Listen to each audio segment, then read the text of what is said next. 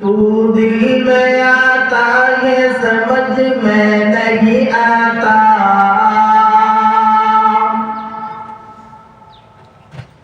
तू दिल में आता है समझ में नहीं आता, बस जान लिया मैं तेरी पहचान नहीं है, बस जान लिया मैं तेरी पहचान नहीं है।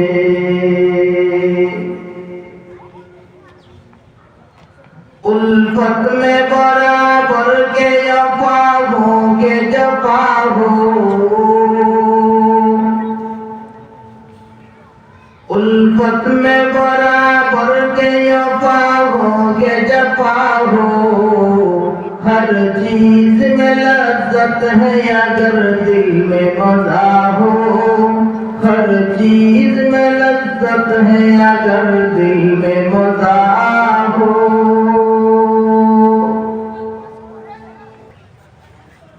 সন্তানের ও মা বাবার কাছে কিছু পাওনা থাকে, মা বাবার ও কিছু সন্তানের কাছে পাওনা থাকে, একে অপরের হক থাকে। আমরা শেষ বয়সে যখন বৃদ্ধ যখন হয়ে যাই, অনেক সময় শেষ বয়সে এসে দুঃখ প্রকাশ করি, আমার ছেলে আমার মেয়ে আমার কথা শুনে না, আমার খেদমত করে না, এরকম অভিযোগ অনেক মানুষের আছে না নাই? আছে। শেষ বয়সে এসে আমি অভিযোগ করলাম আমার সন্তান আমার কথা শুনে না, আমার সন্তান আমার খেদমত করে না। ও ভাই ও বোন, আপনি লক্ষ্য করেন না আপনি আপনার সন্তানের হক আদায় করেছিলেন কিনা? জীবনের শুরু লগ্নে তো আগে সন্তানের পাওনা, আপনি তো বাবা হিসাবে মা হিসাবে আপনার কাছে সন্তানের পাওনাটা ছিল আগে। আপনি তার পাওনা যদি সঠিক মতো আদায় করে থাকেন, তাহলে আপনি শেষ বয়সে আপনি বলতে হবে না, অটোমেটিক আপনি পাবেন। মাহতারাম হাজরিন, অনেক স্পর্শকাতর বিষয়। আমরা মা বাবার খেদমতের অনেক ওয়াজ শুনি, মা বাবার হক অধিকারের অনেক ওয়াজ শুনি, প্রায় জায়গায় ওয়াজ হয়। সন্তানের পাওনা যে একটা আছে, এটা খুবই কম আলোচনা। অথচ একজন সন্তানের পাওনা তার মা বাবার কাছে কোন সময় থেকে? বিয়ের আগের থেকে শুরু হয়ে যায়। সুবহানাল্লাহ।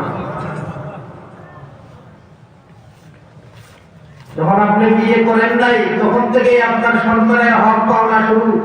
এক নাম্বার পাওনা, আপনার সন্তানকে আপনি ভালো একজন মা উপহার দিতে হবে। সুবহানাল্লাহ। আল্লাহর হাবিব সাল্লাল্লাহু আলাইহি ওয়াসাল্লাম সুন্দর করে বলেছেন, তুনকাহুল মারআতু লিআরবাঈন লিমালিহা ওয়া লিহাসাবিহা ওয়া লিজামালিহা ওয়া লিদীনিহা তাকবার বিযাতিদ-দীন তারিবাত ইয়াদাকা। আল্লাহর হাবিব বলেন, চারটা গুণওয়ালা, চারটা গুণ থেকে মহিলাকে বিয়ে করবে।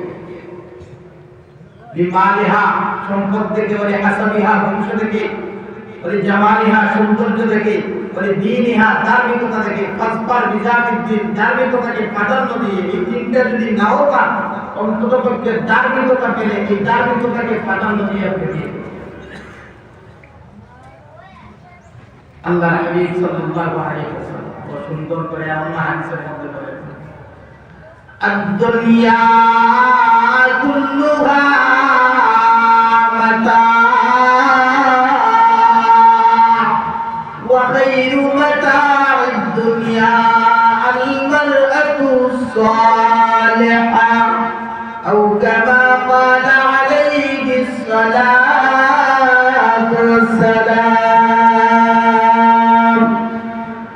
মুসলমান ভাইরা, আল্লাহর হাবিব সাল্লাল্লাহু আলাইহি ওয়াসাল্লাম সুন্দর করে বলেন, আদ-দুনিয়া কুল্লুহা মাতা। দুনিয়ার প্রত্যেকটা বস্তুই বড় সম্পদ। ওয়া খায়রু মাতা'আদ-দুনিয়া আল-মারআতু-স-সালিহা। আর এই শ্রেষ্ঠ এই সম্পদগুলোর মধ্যে থেকে শ্রেষ্ঠ সম্পদ হলো আল-মারআতু-স-সালিহা, একজন নেককার রমণী। সুবহানাল্লাহ। ভাই, আল্লাহর হাবিব খুব সুন্দর করে বলেছেন, কারণ বিবি যদি নেককার না হয় তাহলে বলে অশান্তির শেষ নাই। আর যদি নেককার হয় তাহলে শান্তি শেষ না। মুহতারাম হাজরিন, আমরা কথাগুলা গুরুত্ব সহকারে শুনবো। এই কথার ফাঁকে অনেক মাসআলা মাসাইল আসবে। একটা মাসআলা শিক্ষা করা 1000 রাকাত নফল ইবাদতের চাইতে উত্তম। করে বলুন সুবহানাল্লাহ। আলেম উলামার মর্যাদা এমনি না, কত মাসআলা এরা শিখতেছে। আমল নামার মধ্যে এইভাবে গোড়া শিশার সব হইতে থাকে। এজন্য লক্ষ্য করে যে আলোচনাগুলো হবে, আমরা যারা বয়স হয়ে গেছে, আমরা যারা বাবা হয়ে গেছি, তো যা ভুল হয়েছে তো হয়েছে, অন্তত পক্ষে আমার আগামী প্রজন্মের জন্য এই ভুল না হয়। এখন থেকেই পড়া শুরু করবেন। 1 নাম্বার, সন্তানের পাওনা হলো তাকে ভালো একজন মা, নেককার মা উপহার দেওয়া। কারণ এই মহিলার গর্ভ থেকে আপনার আগামী প্রজন্ম আসবে। এই আগামী প্রজন্ম যার কাছ থেকে আসবে তার একটা প্রভাব এই সন্তানের উপর পড়বে কি পড়বে না? পড়বে। এজন্য আপনি তাকে ভালো মা নির্বাচন করে দেওয়া, এটা সন্তানের হক, সন্তানের অধিকার। মুসলমান ভাইদের আমার আরেকটা হক হলো আপনি সন্তানকে বৈধভাবে জন্ম দেওয়া। আপনারা বলবেন বৈধভাবে জন্ম দেওয়া, এই শর্তটা, এই হকটা কেন বললাম? বর্তমান সময়ে আমরা এখন জানুয়ারি মাস অতিক্রম করতেছি। জানুয়ারির পরে আরেকটা মাস আসবে ফেব্রুয়ারি। ফেব্রুয়ারিতে একটা দিবস আছে, বেহায়া দিবস। এই শুধু এইভাবে বেহায়া দিবস কেমন না, অনেক অঘটনের কারণেও দুনিয়াতে সন্তান চলে আসে আল্লাহর কাছে। এই যে এই আপনার 5 মিনিট 10 মিনিট আনন্দের কারণে যেই সন্তান দুনিয়াতে আসলো, এই জীবনটার জন্য আল্লাহর কাছে আপনাকে জবাবদিহি করা লাগবে। সন্তানকে বৈধভাবে জন্ম দেওয়া এটা মা বাবার কাছে সন্তানের পাওনা। আর যদি সন্তান অবৈধভাবে জন্ম হয় তাহলে আপনার সাথে সে বৈধ আচরণ করবে কিভাবে? জন্ম মুসলমান ভাইরা আমার লক্ষ্য করে শুনুন, সন্তানের একটা পাওনা হলো সন্তানকে বৈধভাবে জন্ম দেওয়া। অবৈধভাবে কিভাবে জন্ম হয়? অনেক কারণ আছে। এর মাঝ থেকে একটা কারণ শুধুমাত্র আমি আপনাদেরকে বলি। অনেক সময় দেখা যায় আমাদের সাংসারিক জীবন চলতে গিয়া, একসাথে চলতে গিয়া অনেক সময় ভিতরে তালাক হয়ে যায়, কেউ টের পায় না। এটা বোঝার জন্য আপনাদেরকে এটা বোঝানো বড় কঠিন হয়ে যাবে। কারণ অনেক সময় আছে ফ্যামিলিগত কেউ জানে না, কিন্তু স্বামী আর স্ত্রী জানে। এরপরে এরা দেখা যায় দুটা তিনটা করে ঠিক, এরপরে আমার এখান থেকে আবার প্রোডাকশন আনতে আছে। তখন এটা হালাল না হারাম, বৈধ না বৈধ, এটা তো হইলো বিয়ের পরেরটা। এরপরে বিয়ে ছাড়াও অনেক সময় সন্তান দুনিয়াতে আসে কি আসে না? আমার ভাই, অনেকগুলা কারণ আছে। যাই হোক, আমরা এই আধুনিক যুগে বসবাস করতেছি, তো এজন্য সন্তানকে জন্ম দিতে হবে কিভাবে? বৈধভাবে। এটা হলো মা বাবার কাছে তার পাওনা। সময় কম। এরপরে যখন সন্তান মায়ের পেটে আসার পরেও কিছু কাজ আছে না নাই?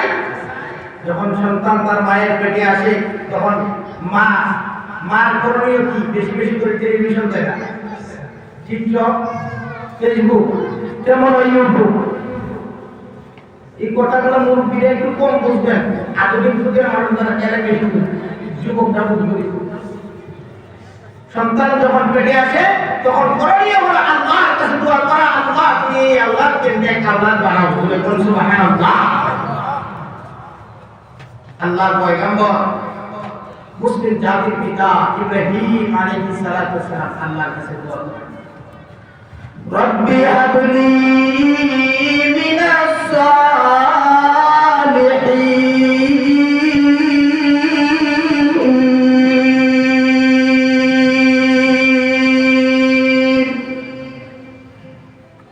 মুসলিম জাতির পিতা ইব্রাহিম আলাইহিস সালাতু ওয়াস সালাম আল্লাহর কাছে দোয়া করেন, আল্লাহ আমাকে নেক সন্তান দান করো। আপনার আমার মুসলিম জাতির পিতা, আপনার আমার পিতা ইব্রাহিম আলাইহিস সালাম আমাদেরকে শিক্ষা দিয়ে গেছেন, যদি সন্তান চাইতে হয় আল্লাহর কাছে চাইবা। কেমন সন্তান চাইবা? নেক সন্তান চাইবা। সন্তান যদি নেককার হয়, নেক সন্তান হয়, নেক আওলাদ হয়, দুনিয়াতে জীবিত যতদিন থাকবে ততদিন আপনার জন্য সওয়াব বসতে থাকবে। আপনি দুনিয়া ছেড়ে চলে যাবেন, কবরে চলে যাবেন, এরপরে আপনার কবরের মধ্যে সওয়াব বসতে থাকবে। সুবহানাল্লাহ। মোহতারাম হাজিরিন, বলছিলাম সন্তানের একটা হক হলো সন্তান পেটে আসার পরে মা বেশি বেশি করে ইবাদত বন্দেগী করবেন। বুজুর্গানে দিন বলেন, যেই মায়ের পেটে সন্তান আসার পরে বেশি ইবাদত বন্দেগী করে তখন এই সন্তানটা ধার্মিক হয়। আর যখন মা সারাদিন শুয়ে থাকে তখন এই সন্তানটা অলস হয়। আর যখন কিছু টুকটাক কাজকর্ম করে এই সন্তানটা কর্মঠ হয়।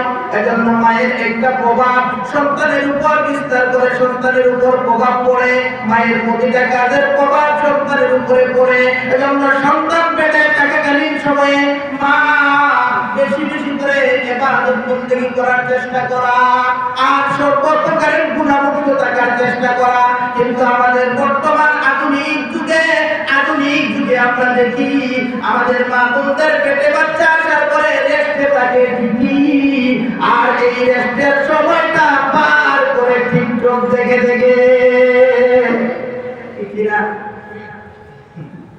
এরপরে তো শেষ না। আমরা আধুনিক যুগের মানুষ এই যে অবস্থা সন্তান পেটে আছে এই অবস্থা নিয়েও টিকটক বানায় এমন বেহায়া বেশ্যা মহিলা আছে, বেহায়া নির্লজ্জ, এত বড় নির্লজ্জ। আল্লাহ হেফাজত করুন। জোরে করে আমিন, জোরে করে আমিন। এই সন্তানদের পেটে নিয়ে আপনি সারাদিন মোবাইল দেখলেন, টিকটক দেখলেন, এই সন্তান বাহির হয়ে আল্লাহর ওলি হয়ে যাবে। তো বাইরে মোবাইল ছাড়া বাঁচতে পারে, মোবাইল ছাড়া এটা কিছু বুঝতে পারবে না। একটি হল মূলত প্রভাব পড়ছে কোন জায়গা থেকে? আমার ভাই আসুন, যখন সন্তান পেটে আসে, পেটে আসার পরে এটা হলো এই পেটে আসার পরে এটা তো দুনিয়াতে আসতে হবে। প্রসবের সময় যখন গড়িয়ে আসে তখন আমাদের চিন্তা চলে আসে, আরে পরীক্ষা করা দেখতে লাগে দরকার, না? সন্তান গর্ভে আসার পরে আমরা চিন্তাধারা করি। অথচ আল্লাহর পয়গম্বর ইউনূস আলাইহিস সালাম কত বড় বিপদের সম্মুখীন হয়ে গেলেন আপনারা জানেন। মাছের পেটের মধ্যে ইউনূস আলাইহিস সালাম মাছের পেটের মধ্যে চলে গেলেন, মাছের পেটের ভিতরে আছেন, এই জায়গায় থেকে আল্লাহর কাছে দোয়া করতেছেন। সুবহানাল্লাহ। দোয়াটা কি? লা ইলাহা ইল্লা আনতা সুবহানাকা ইন্নী কুনতু মিনাজ জালিমিন। ফাস্তাজাবনা লাহু ওয়া নাজ্জায়নাহু মিনাল গাম্মি ওয়া কাযালিকা নুনজিল মুমিনিন। আল্লাহর পয়গম্বর ইউনূস আলাইহিস সালাম মাছের পেটে থাকাকালীন সময়ে মাছের পেটে পরীক্ষামূলক ইউনূস আলাইহিস সালাম অবস্থান করতেছেন। বিপদের সময় আল্লাহ রাব্বুল আলামিনকে স্মরণ করলেন, আল্লাহর কাছে দোয়া করলেন, লা ইলাহা ইল্লা আনতা সুবহানাকা ইন্নী কুনতু মিনাজ জালিমিন। এই দোয়া যখন পাঠ করলেন, আল্লাহকে স্মরণ করলেন, আল্লাহ পাক রব্বুল আলামিন বলেন, ফাস্তাজাবনা লাহু, আমি আমার ইউনূসের ডাকে সাড়া দান করলাম। সুবহানাল্লাহ। ওয়া নাজ্জায়নাহু, আমি আমার ইউনূসের ডাকে সাড়া দান করলাম। শুধু তা না, ওয়া নাজ্জায়নাহু মিনাল গাম, আমি আল্লাহ আমার ইউনূসকে চিন্তা থেকে, বিপদ থেকে মুক্তি দান করলাম। ওয়া নাজ্জায়নাহু মিনাল গাম্মি ওয়া কাযালিকা নুনজিল মুমিনিন। আল্লাহ রাব্বুল আলামিন বলেন আমার পয়গম্বর ইউনূস আলাইহিস সালাতু সালাম বিপদের সম্মুখীন হয়ে আমি আল্লাহকে ডাকলে আমি আল্লাহ আমার ইউনূসের থেকে সাড়া দিলাম, আমার ইউনূসকে বিপদ থেকে মুক্তি দান করলাম। শুধু তা না, পরের অংশে আল্লাহ বলেন ওয়া কাযালিকা নুনজিল মুমিনিন, শুধু আমার ইউনূস পয়গম্বরকে আমি মুক্তি দান করেছি তা না, কিয়ামত পর্যন্ত আনেওয়ালা আমার যত ইমানদার বান্দার বান্দীরা বিপদের সম্মুখীন হয়ে আমি আল্লাহকে ডাকবে, আমি আল্লাহ তাদের ডাকেও সাড়া দান করব। মুসলমান ভাইরা আবার বলছিলাম, সন্তান পেটে আসার পরে প্রসবের সময় যখন নিকটবর্তী হয়ে যায়, সন্তান দুনিয়াতে আসার সময় যখন নিকটবর্তী হয়ে যায়, তখন আমরা অনেক চিন্তিত হয়ে যাই। অথচ এই সন্তান পেটে দিচ্ছেন কে? আল্লাহ। এই সন্তান পেটে যেহেতু আল্লাহ দিচ্ছেন, তাকে দুনিয়াতে আসার ব্যবস্থা করবেন কে? আরো জুড়ে মালিকের নামটা আওয়াজ করে বলেন কে? আল্লাহ রাব্বুল আলামিন এই সন্তানকে দুনিয়াতে আসার ব্যবস্থা করে দিবেন। বেশি বেশি করে আল্লাহর কাছে দোয়া করা, যেহেতু এই দোয়ার উসিলায় আল্লাহ রাব্বুল আলামিন তার পয়গম্বরকে এত বড় বিপদ থেকে মুক্তি দান করলেন।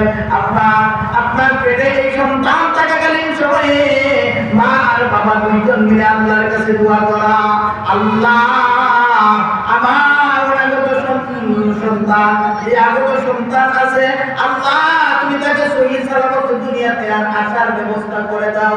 আল্লাহ তোমার পয়গম্বর ইউনূস আলাইহিস সালাতু সালামকে তুমি এত বড় বিপদ থেকে উদ্ধার দান করতে পারছো, আল্লাহ আমাকে ওই বিপদের ঘাটি থেকে উদ্ধার দান করে দাও। এইভাবে করে আল্লাহর কাছে মা আর বাবা দুইজন মিলে বেশি বেশি করে দোয়া করা, আশা করা যায় মহান আল্লাহ এই দোয়ার বরকতে আপনার সন্তানকে সহি সালামতে দুনিয়াতে আসার ব্যবস্থা করে দিবে। কিন্তু আমাদের দুর্ভাগ্য হলো সত্য, আমাদের অবস্থা হলো সন্তান যখন পেটে আসে, আসার পরে আমাদের চিন্তা শুরু হয়ে যায়। আর সন্তান যদি পেটে আসার সাথে সাথে চিন্তা শুরু হয়ে যায়, তখন তো আমার 50,000 দরকার, 1 লাখের দরকার হসপিটালে। আর হসপিটাল ওয়ালাও কিছু ডাক্তার এমন আছে, এগুলো ডাক্তার না, ডাক্তার নামক কসাই, ডাক্তার নামক টাকা, এরাও অনেক সময় আছে কোনো কারণ ছাড়াই অযথাই সিজারের জমি রয়ে যায়। আছে না নাই? অযথা যাদের প্রয়োজন আছে তা তো ঠিক আছে, কিন্তু সবার বেলার প্রয়োজন হয়ে যায়, এটা কিভাবে হবে?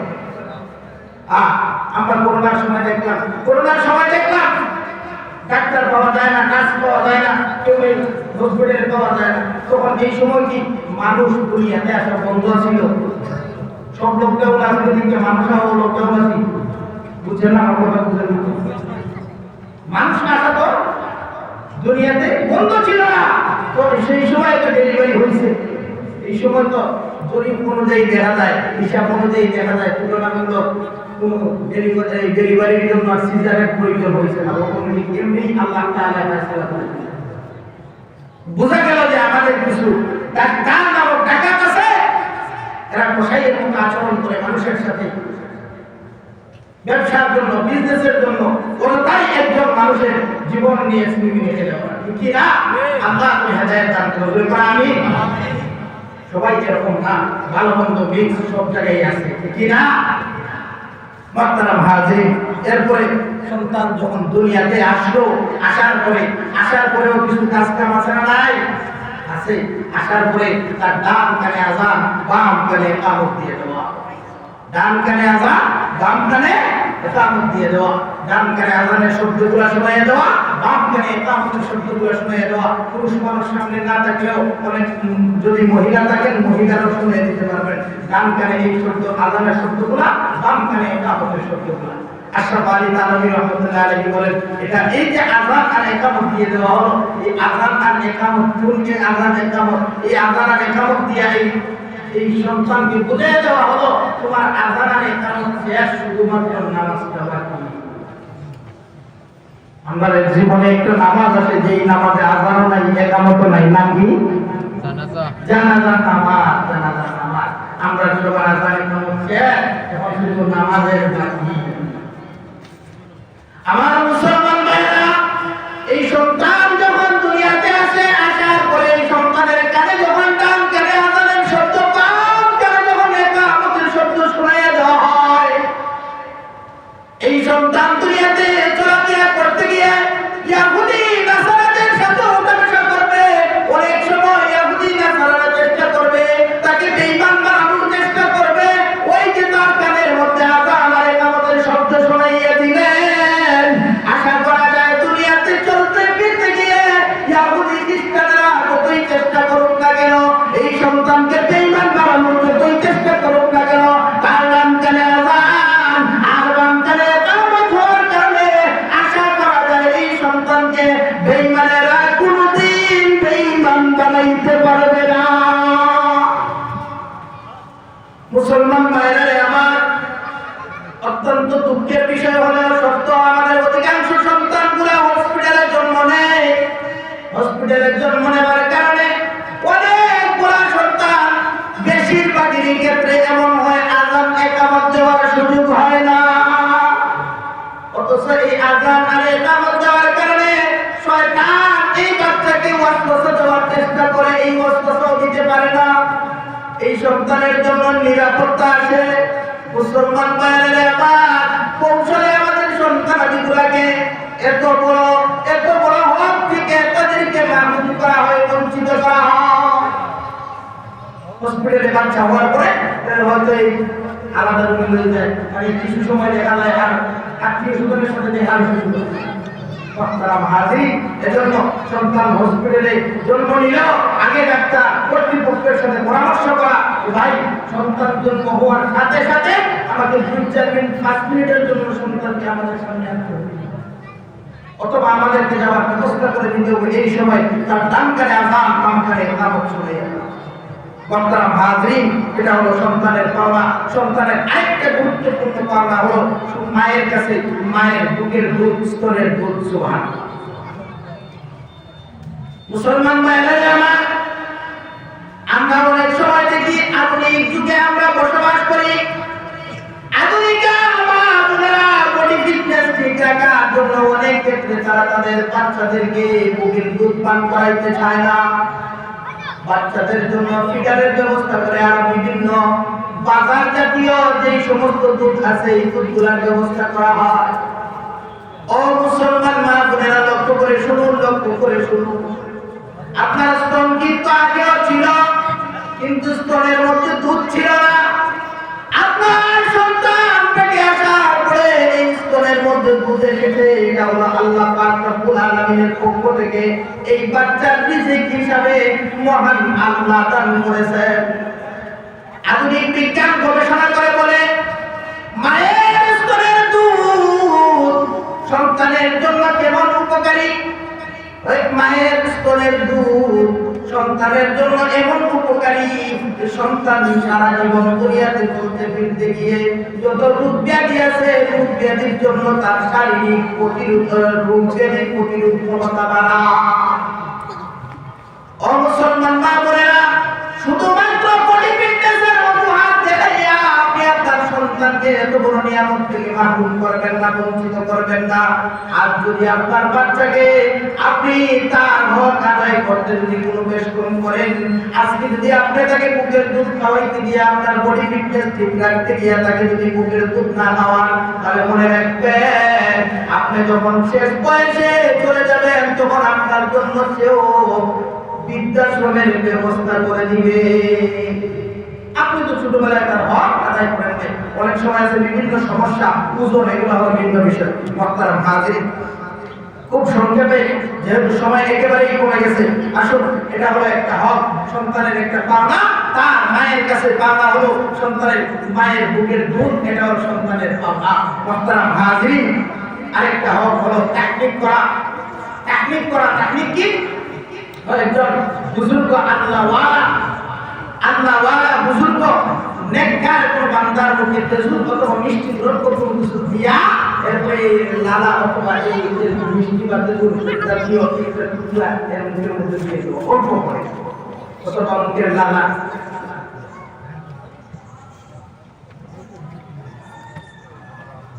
মুহতারাম হাজিরিন,